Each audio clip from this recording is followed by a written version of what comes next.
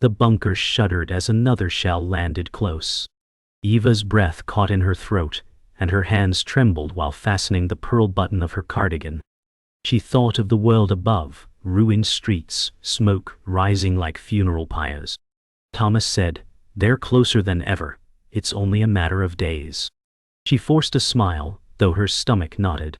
Her eyes darted toward the concrete ceiling, where dust rained down in delicate streams. The smell of damp walls and burning fuel oil filled the air, clinging to every breath. Somewhere down the corridor, muffled voices argued, urgent and sharp. She gripped a photograph in her pocket, the one taken on a sunny day in Berchtesgaden, when war still felt far away. "If this is the end," she whispered, "then I will watch it beside him." Her voice cracked, more from fear than devotion. The dim bulbs flickered, casting jagged shadows that seemed to twist with every explosion. In that stifling, airless space, every heartbeat sounded like a countdown. Hours earlier, Eva had been upstairs, peering through the narrow slit of a boarded window. Snow fell softly over Berlin, coating rubble in fragile white. She thought it almost beautiful, until a distant explosion shattered the moment. "It's strange," she murmured, "how silence feels heavier than the noise." The air inside was cold, every breath a pale ghost before her face. She clutched her coat tighter, the wool scratchy against her skin. Thomas said, "Stay away from the glass. They're still firing." She stepped back, eyes lingering on the drifting flakes outside, pretending for a heartbeat that they were falling on a world still whole.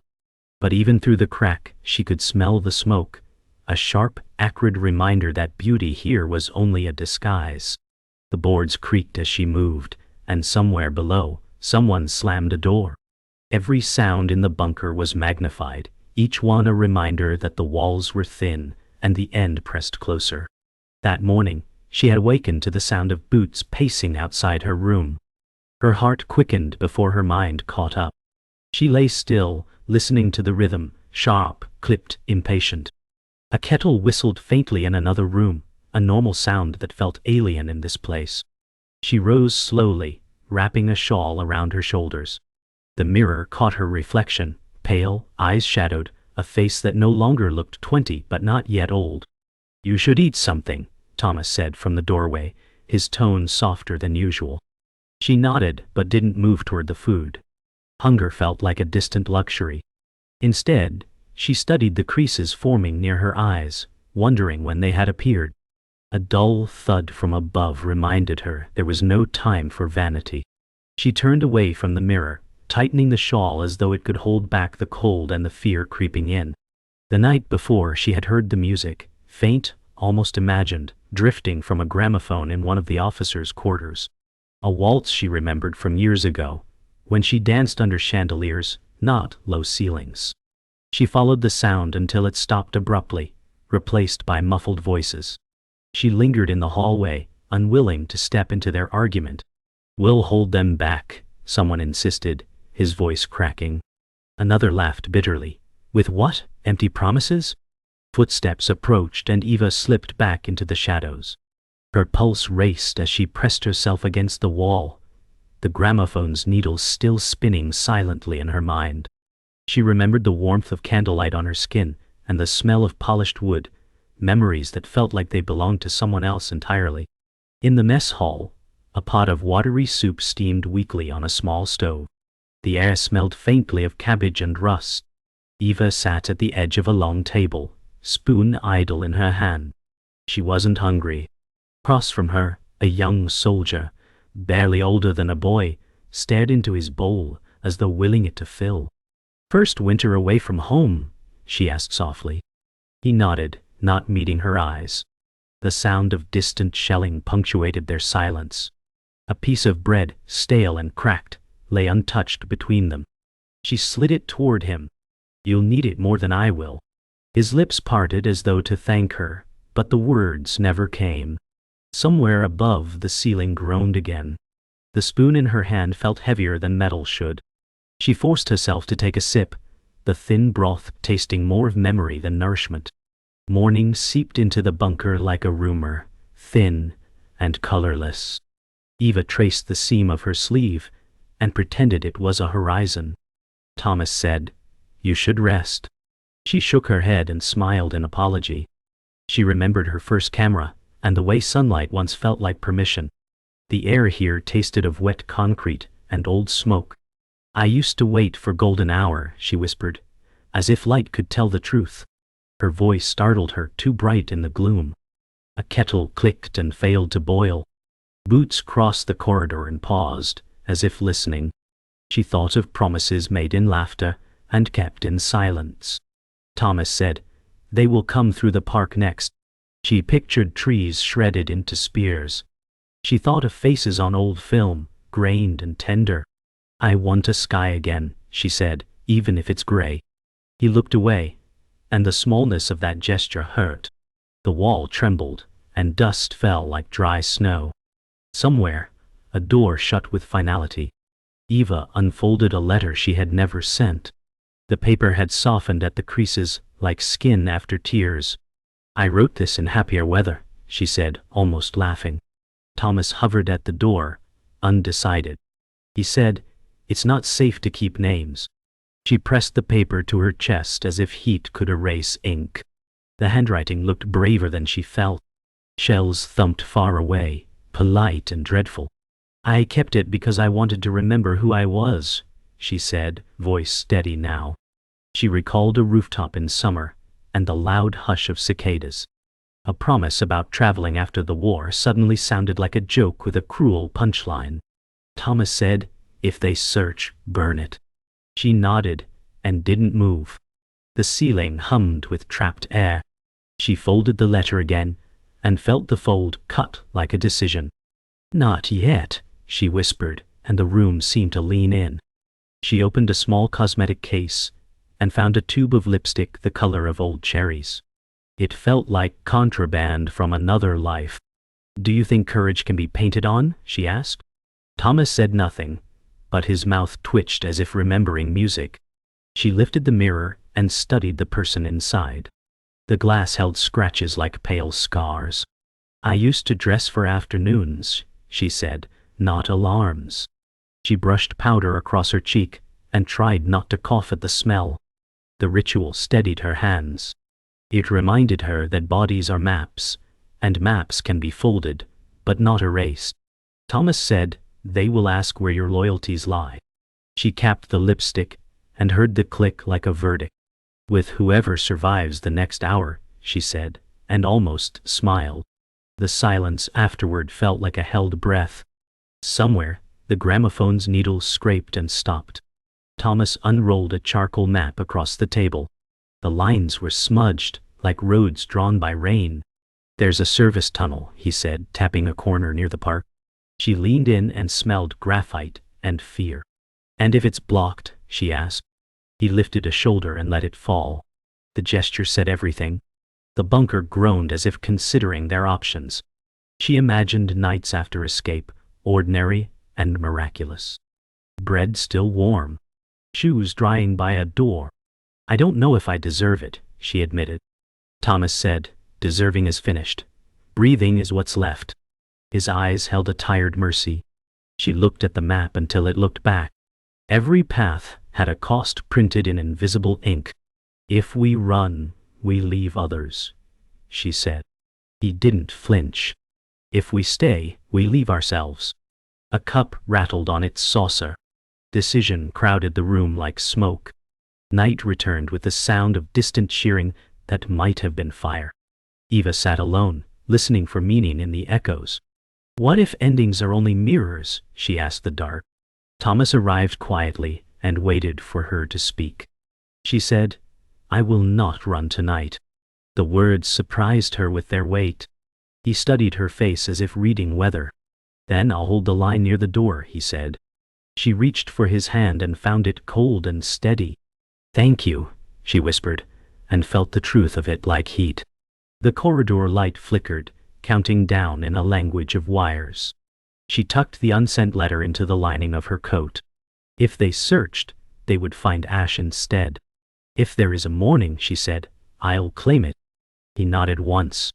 The bunker breathed, and so did they for now. The bombardment thickened until sound became a wall that pressed on lungs and vows.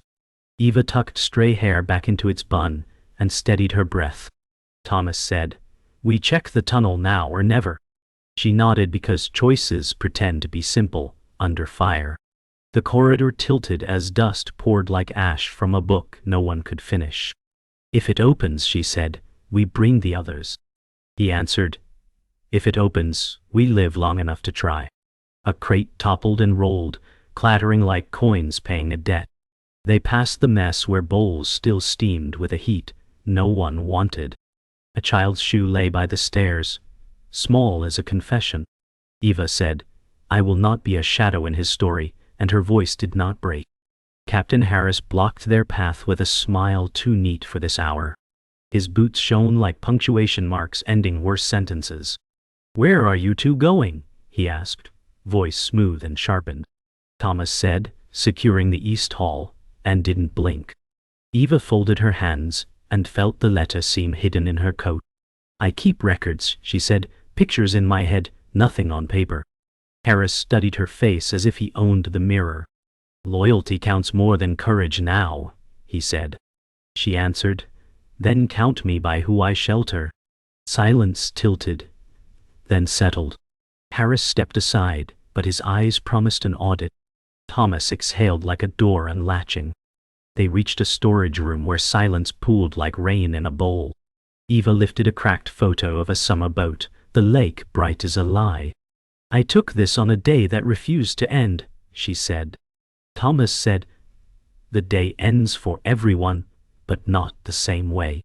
She tasted metal, then memory, then regret for how beautiful the light had been. The frame's glass was spidered, as if time had kicked the mirror. "I thought love could be a locked door," she said. "Turns out it's a window with the latch missing." He smiled without joy and checked his watch. Shells pulsed the air, counting down in someone else's handwriting. She slid the photo into her coat beside the letter and felt heavier, then truer. A boy was carried in on a door that had lost its hinges and purpose. Blood darkened his sleeve, the color of last cherries in winter. Eva knelt and bound the wound with a scarf that smelled of soap and smoke. "Jacob," he whispered, as if naming himself could anchor him. Thomas said, "Hold pressure," and the words were a rope. She did, and time obeyed for a moment. "Tell me your street," she said, "because people vanish faster without addresses." He gasped a row of syllables like steps on ice. "You will go home," she promised, and it tasted like prayer and treason. The boy slept, or left, or both. Thomas looked at her hands and nodded once, as if saluting a flag no one else could see. At last they reached the service tunnel door, and found Truth sitting there like a boulder.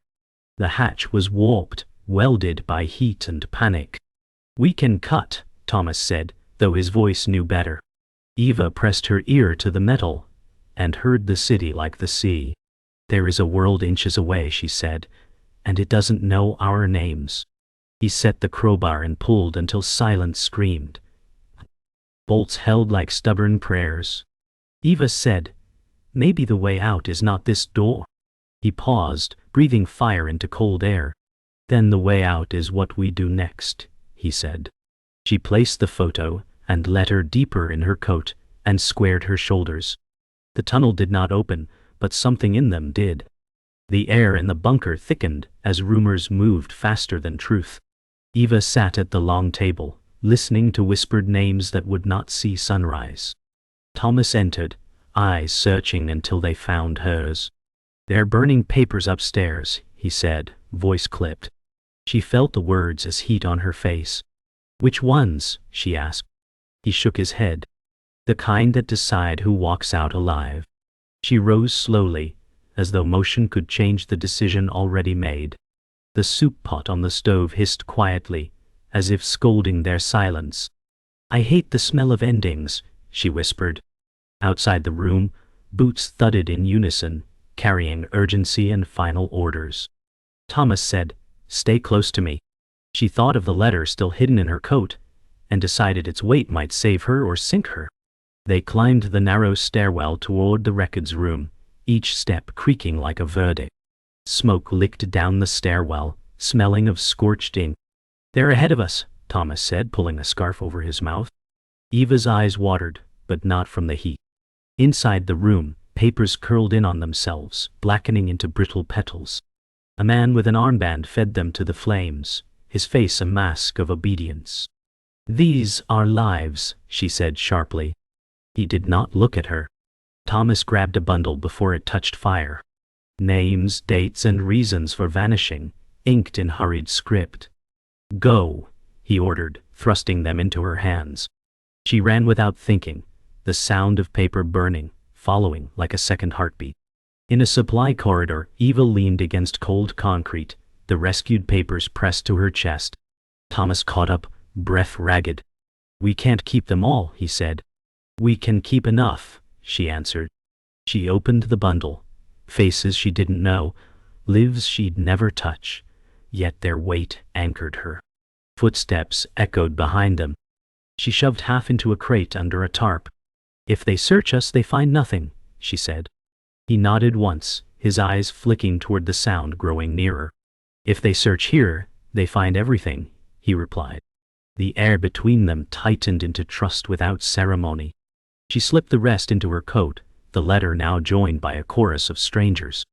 They made it back to the mess where the boy from earlier lay sleeping, breath shallow but steady. Eva placed a tin cup of water beside him. "If we make it out, he comes too," she said. Thomas met her gaze, his answer already in it. Outside the door, raised voices cracked the air like whips. Someone accused, someone denied, someone wept. She smoothed the boy's blanket, the gesture defiant in its gentleness. "We will not trade him for a door," she whispered. The clatter of boots drew closer. Thomas stepped into the doorway, his body a hinge between safety and the hall. She felt the papers inside her coat shift, as if reminding her of the promise she'd just made. The bombing above reached a pitch that felt like the sky collapsing. Dust rained, and the bulbs swung wildly. Eva gripped the table until her knuckles whitened. Thomas shouted something she couldn't hear over the roar. A cabinet toppled, spilling plates like clumsy cymbals. She thought of the lake in the photograph, the sunlight impossible here. A final thud shook the air. Then silence dropped, sharp and sudden. "That was close," Thomas said, breathless. She stood, heart still sprinting. Somewhere in that silence, she decided there was no waiting left. The next choice would be movement, even if toward fire. She touched the letter in her coat, the papers pressed around it like armor made of names. The morning brought no light, only a quieter kind of darkness. Eva woke to the sound of someone sobbing behind a thin wall. Thomas stood at the doorway, jaw tight, eyes red. "They've taken the south wing," he said. She sat up slowly, every joint stiff with the weight of waiting. The boy still slept, his chest rising shallow but steady. "We'll have to move him," she said. The silence between them carried more than orders. Thomas looked toward the hallway, as though the walls themselves might give permission. "We move now," he said. She slipped on her coat, the papers crinkling like dry leaves. The ceiling groaned again, and she imagined the whole city breathing its last through these cracks. She glanced at the photo in her pocket, the lake, and wondered if the water there could remember her. They carried the boy through the narrow passage toward the eastern hall. The floor sloped, and Eva's steps matched Thomas's rhythm without words. "He's lighter than I thought," she said, breath uneven. Thomas replied, "Or you're stronger than you know." Shadows from swinging bulbs cut across their faces in intervals. Somewhere far off, the low thud of artillery kept time. They passed the sealed tunnel hatch, and she felt its failure like an old bruise. "We're still here," she whispered, as if that counted for something. His eyes met hers over the boy's still form, and in that glance was agreement without promise. The smell of oil and damp earth filled her lungs, grounding her in a place she wished she could forget. In the East Hall, a group of civilians huddled under blankets, eyes tracking every movement. Eva set the boy down gently, smoothing his hair. A woman with hollow cheeks asked, Will they come for us next? Eva glanced at Thomas, who said nothing. We'll be ready, she answered, though her voice betrayed her. The woman pulled her blanket tighter, retreating into its thin safety. Thomas crouched beside Eva, whispering, We can't hold here long. She nodded, watching the boy's breath steady into a fragile rhythm. A baby cried somewhere in the cluster, the sound cutting through the thick air. Eva closed her eyes for a moment, letting the noise remind her that life still insisted on existing. A runner burst into the hall, breath ragged. They've breached the outer yard, he gasped. Panic fluttered through the group like startled birds. Thomas stood, his voice firm. Everyone to the lower level. Eva gathered the boy in her arms again, her muscles burning. I'll take him, she told Thomas. The runner stared at the papers poking from her coat, but said nothing. The floor vibrated under heavy impact, each tremor a reminder that the outside was almost inside. She followed Thomas toward the stairwell, counting steps without realizing it, as if numbers could delay what waited below. The boy stirred faintly against her shoulder, and she whispered, Not yet. They descended to the lower level, where the air grew colder and heavier. The hum of generators was louder here, masking the muffled chaos above. Thomas took the boy from Eva's arms, easing him onto a cot in the corner. You need to rest, he said, but she shook her head. Rest is for after, she replied. She leaned against the wall, feeling it shiver with distant impacts.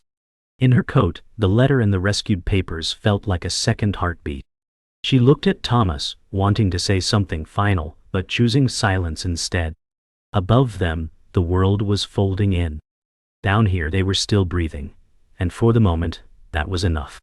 The lower level felt like a tomb that had not decided its occupants yet. Eva sat on a crate, her hands clasped tightly. Thomas entered, his coat wet with condensation from the walls. The north side is gone, he said flatly. She looked past him, imagining streets she would never walk again. The boy shifted on his cot, murmuring nonsense words like they were prayers. He's dreaming, she whispered, though her own dreams had gone quiet. The hum of the generator stuttered, then steadied again, a reminder that even machines could hesitate. Thomas crouched in front of her. If it comes to it, I'll get you out. She met his eyes and saw the truth. There might be no out left. She reached into her coat, touching the letter for courage, not hope. They moved through the supply hall, checking for anything that could serve as defense or escape. Eva found an old lantern, its glass cracked but still functional. Light is light, she said, testing the wick. Thomas gathered rope, nails, and a dented canteen. The smell of metal and oil clung to everything. If we have to run, we go through the kitchen stair, he murmured. She nodded, picturing the route like a fragile bridge in her mind. The lantern's glow warmed her fingers for the first time in days. We can't take everyone, he admitted quietly. She didn't answer, because the truth already sat heavy between them. The sound of distant boots made them freeze, every muscle learning silence. In the kitchen, cold stoves and empty pots stood like monuments to better days. Eva ran her hand over a dented ladle, remembering the smell of bread rising. We used to feed 100 people here, she said. Thomas checked the door to the stairwell, listening for danger. Now it's 100 reasons to move faster, he replied. She found a jar of pickled vegetables and slipped it into her coat pocket. For him, she said, meaning the boy. The faint clatter of metal from somewhere above made them exchange a look. Without speaking, they agreed. Whatever happened next, they would meet it here or nowhere. The air was cold enough to hold its breath. The sound came again, closer this time, a dragging step and muffled voices. Eva pressed against the wall, lantern held low. Thomas gestured toward the kitchen stair. Now, he mouthed. She followed, the lantern's flame trembling with her pulse. They descended into a narrower passage, the walls damp enough to leave marks on their sleeves. If they find us here, she whispered, there's no turning. Thomas didn't answer, his breathing was steady, measured. The passage bent sharply, hiding them from the kitchen above. Every sound became magnified, boots, breath, the faint rattle of the lantern glass. They paused in darkness, listening as the voices faded, each second a fragile reprieve. They emerged into a storage annex barely taller than their heads. Eva set the lantern on a crate, its light spilling over the rough walls. "We wait here," Thomas said, his voice firm. She sat on a sack of grain, feeling its uneven weight under her. The boy's breathing from the cot they had left behind still echoed in her mind, as real as if he were here. "Do you think anyone will remember us?" she asked. Thomas leaned against the wall, looking at her as though the question itself were dangerous. "If they don't," he said, "we remember each other." The lantern's flame danced, its shadow swaying like a heartbeat on the wall. Somewhere far above, the war went on without their permission. The annex trembled as an explosion above cracked the silence. Dust rained down, the lantern flickered once and steadied. Eva's hands tightened on her coat, feeling the letters press against her ribs. Thomas moved closer, his voice low. "They're in the outer stairwell." She breathed through the panic clawing at her chest. The smell of scorched metal seeped into the air, mixing with the damp stone. "We can't outrun them," she said. "No," he replied, "but we can choose how they find us." She met his eyes, and found the steadiness she needed. Somewhere down the passage, footsteps approached, slow, deliberate, each one heavier than the last. The footsteps stopped just beyond the bend. Eva and Thomas stood in the narrow glow of the lantern, the air between them thick with everything unsaid. "If this is it," she whispered, "I want you to know I stayed because of you." His jaw tightened, but his eyes softened. "And I because of you," he said. The sound of a door creaking echoed faintly, then faded. Eva's heart thudded hard enough to feel in her fingertips. For a moment, they were only two people in the quiet, not soldiers, not fugitives. The lantern hummed softly as its flame shifted. A distant blast cut through the air, followed by muffled shouts. Thomas grabbed the lantern and motioned toward the passage. Eva followed, the papers shifting in her coat like restless ghosts. They moved quickly, their shadows stretching long on the walls. "Back to the boy," she said, and he nodded without slowing. The air grew colder as they neared the lower infirmary. The hum of the generator was steady now, a heartbeat for the bunker. "We'll make it," Thomas said, but the way his voice caught made it sound like a wish. The boy lay where they'd left him, but his skin was pale, lips dry. Eva knelt, brushing hair from his forehead. "Stay with me," she whispered. Thomas set the lantern beside them and began packing what little supplies remained into a satchel. "We move when the next blast hits," he said. Eva took the boy's hand, its small weight anchoring her to the moment. "You'll see the lake one day," she promised, not caring if it was truth or lie. Above, a deep rumble swelled, rolling toward them like a tide. The blast came, shaking the floor and rattling the cot. Thomas slung the satchel over his shoulder and lifted the boy into his arms. Eva took the lantern, its flame steady despite the chaos. They moved toward the passage, each step deliberate. "Whatever happens," Thomas said, "we don't let go." Eva nodded, the words settling like a final vow. The sound of the outside roared closer, a reminder that time was a luxury already spent. As they disappeared into the shadows, Eva whispered the boy's name, the last promise she could keep.